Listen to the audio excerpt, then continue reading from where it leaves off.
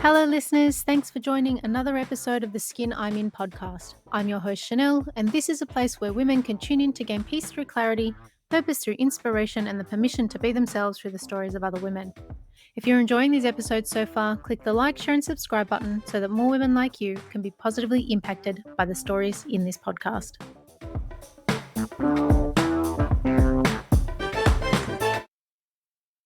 My guest today is a former medical officer who had committed her career to helping others and loved doing so until the pandemic hit, and things behind the scenes started to make her question the health sector altogether. Born out of this was the insatiable need to spread the word about what she had experienced and continues to see through the new perspective that she gained from that time. In fact, her courage to post openly about her thoughts online is how we connected in the first place. When I initially connected with my guest, it was evident how passionate she is about being a mother, protecting her children, and raising them with traditional beliefs, values, and morals. She now uses her massive platform to educate others about the dark side of the world that is hidden in plain sight and the impact it is having on our health, our communities, our children, and our mental well-being. Sadly, my guest is the target of many trolls online who have wished horrible things upon her and her family for exposing what she does, and where it used to really bother her, she now uses it as leverage to keep her going, knowing that it's only when you're speaking the truth when they try to silence you. In her spare time, my guest enjoys gardening and baking with her kids and going on evening walks as a family because that is where her peace is. She's a truth seeker, a truth speaker, she's a mother, she's a wife, she is Chelsea Van Hest. Welcome to the podcast, Chelsea. Thank you, thank you. That was such a sweet intro, it made me emotional.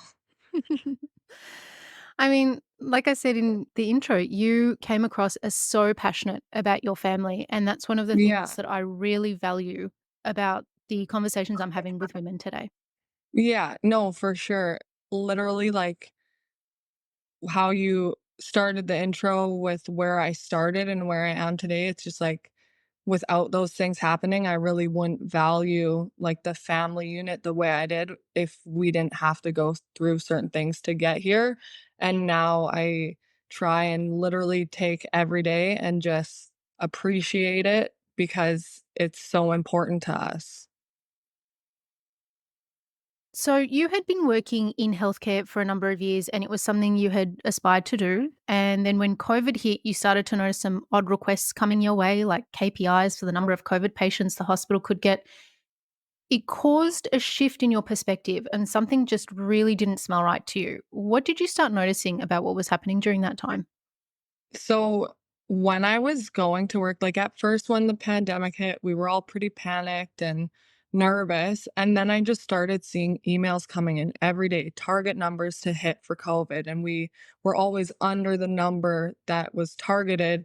And that was the first thing I saw that I was really like, hold on, wait a minute. Why are we trying to achieve a higher number than what we have in the hospitals or in the communities yet? That was really the first thing that made me, like, stop and start to look at things differently and ask, "Why is this happening?" Did you ever find out why that was happening? Never. Like, even to this day, sometimes I'm like, I wish I could still have access to some of those emails that we got, because if the public saw what these emails looked like, I feel like it would make a lot of the public who never questioned anything and still doesn't question things, if they saw these, I think that they would start to be like, wait a minute, that's kind of funny. Cause like, if we have lower numbers, that's a good thing. Why would you want us to have higher numbers? The only reason that they would want higher numbers would be to benefit them in some kind of way, whether it's money or whatever the case may be. It was such a difficult time for so many people, like trying to work out how to get through the day, let alone the lockdowns. And so many marriages ended, and thankfully, many endured and survived. You and I spoke offline about the strain this period put on your marriage, and you guys got through it. So, how do you and your husband move on from those challenges? Like, how did you? So There was a couple things before the pandemic hit that were going on that were also creating some of this, and then the pandemic hit and we had kinda different views, but we always had one thing in common, and that was making sure that our children were safe and provided for. So having that in common with each other and the fact that we always got along, we had issues, but we never didn't get along. Like, we always could communicate with each other, and I think building our friendship stronger with having our children as the main priority, that's what helped us get through on the other side and come to where we are today because we really during that time, it wasn't about us and our relationship, it was about our kids and how we could communicate the best way possible to make sure that their lives were not impacted by anything that was going on. Every marriage is hard. I'm learning that. It's 1.5 years into my marriage. I'm learning that. But what advice would you give to others who may be in a similar situation where there is such a polar belief system, and how do they move forward? Though I think the biggest thing for us when it comes to any topic that we have different views on, you can't push that on the other person.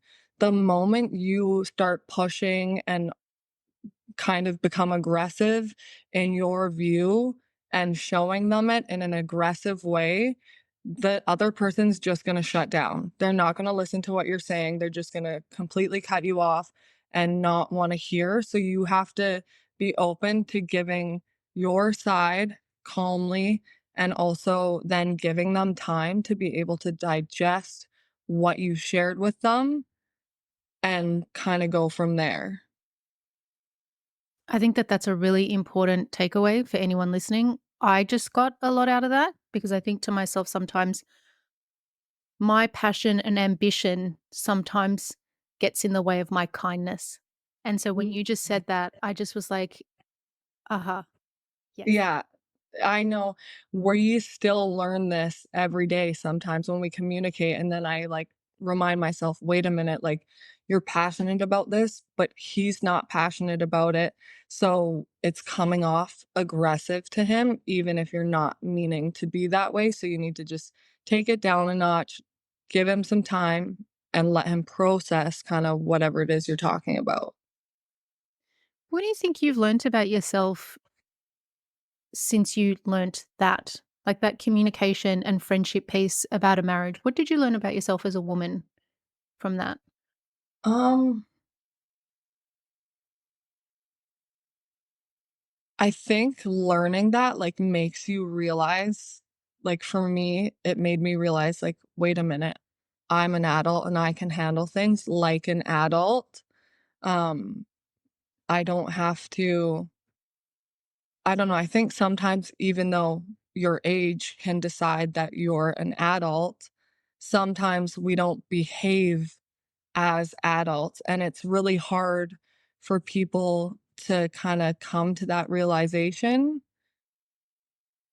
Yeah, if that makes sense. Does that It does. For me, Yeah. I for what was coming up for me while you were saying that is inner child. That's where the inner child stuff comes up, that trauma that you experienced as a child where you weren't heard, you weren't listened to, you weren't noticed, you weren't acknowledged, like all of that stuff seems to come up. I know that, in my marriage, my husband is my best friend and we talk about everything. And so when I've come up against my own walls, thinking it's actually him, I look at myself and I'm like, what is it that I'm dealing with that I didn't deal with when I was a kid or a 20-year-old or I'm turning 40 in the next couple of weeks. And I think to myself, it's taken me this long to learn that I really needed to be validated as a kid and I wasn't.